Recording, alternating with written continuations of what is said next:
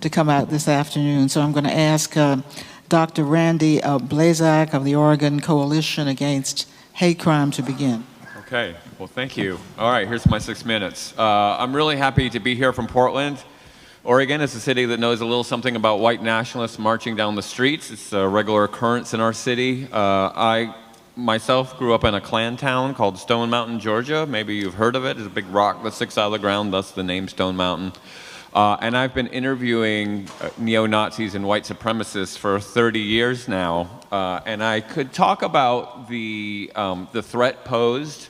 I think we're well aware of that in the wake of Charlottesville, and I think some people on this panel might be better to speak to the threat that we're experiencing right now. But this is about what we do about it. And I'm always being reminded, if you got one point to make that one point. Here's my one point I want to make about how we respond to this. And maybe if I have a minute and a half, I'll make a second point. The one point I want to make is I want people to stop doing something. I want people to stop saying this: I'm not a racist. I want people to stop saying it. I want them to stop saying, I'm not a racist, I voted for Obama twice. I'm not a racist, I love Black History Month. I'm not a racist, Beyonce is my bae. I don't want people to say that anymore, because that's not what a person who's not racist would do. The president of this country, after Charlottesville, said these words: I'm the least racist person there is. Now, did he mean on earth, in all history, in his mind? I'm not sure. But I do know the person who is the least racist person would not say that. What the person who is the least racist person would say: I am a racist. I grew up in a white supremacist society, whether it's Stone Mountain, Georgia, or anywhere else. I internalized this racism. I saw it all around me. I saw it on TV. I also internalized ableism, homophobia, xenophobia, anti-Semitism. I internalized all these bigotries, but I'm working on it.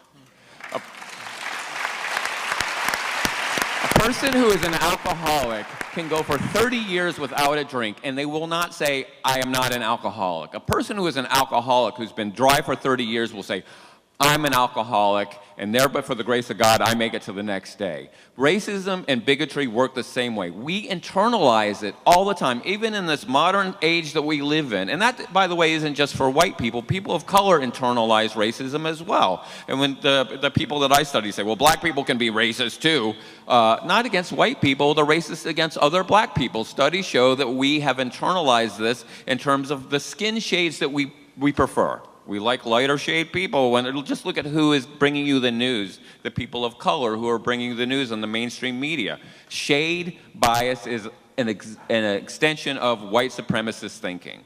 And so before we ever have any hope of confronting the Nazis in the streets and maybe taking away the people that they are trying to recruit, we have to have an honest conversation with ourselves in the mirror about the way implicit bias works, the way that we have been programmed to be racist. And once we start having that conversation with ourselves about it, then we can start unlocking the path that draws people into these forms of extremism. But this is sort of the first work that has to be done, is the work on ourselves. And I challenge us all to not say, I'm colorblind.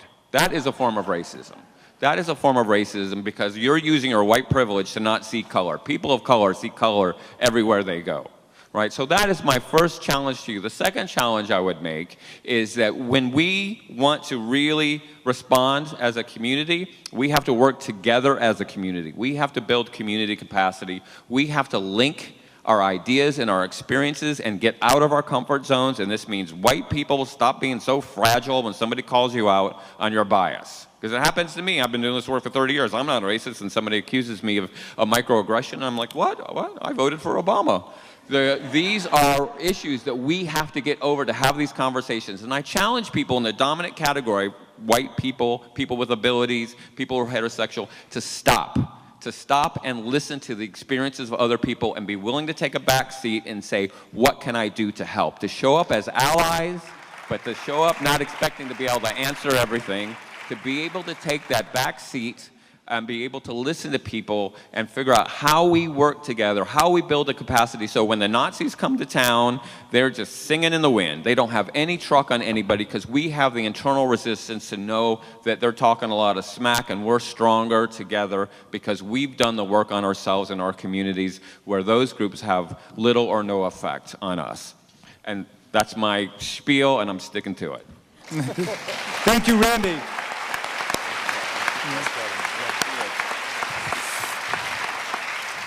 But by the way, the detailed bios on all of our magnificent speakers are part of your program, so you can see exactly where they're from. We mean them no disrespect. We want to give them as much time to speak as possible.